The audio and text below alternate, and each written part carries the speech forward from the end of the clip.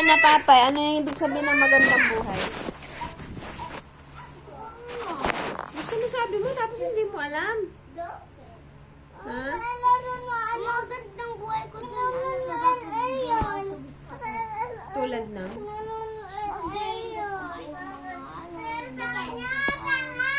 Tapos? Pera mo lang sa atin, man. Sakay naman ng iba-iba. Tapos? Lang. Yun lang, maganda na yung buhay ang tawag mo doon? Eh, no ngayon kung mag-games ka araw-araw, wala ka namang natututunan. Kunyari, everyday, mag-games ka. Tapos, hindi ka naman forever na bata. Tatanda ka. Tapos, paglaki mo, games lang yung alam mo.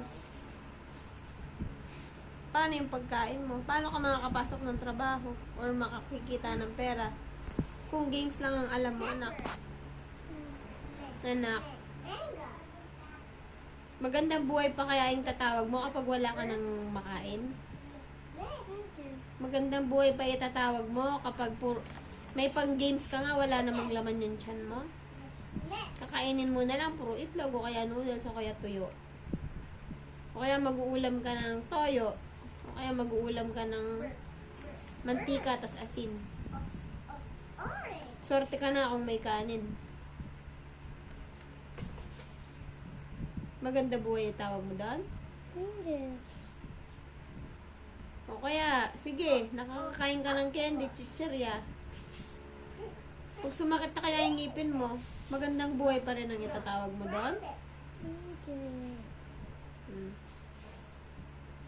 Pag-isipan mo, anak. Kasi para sa akin, hindi yun ang magandang buhay.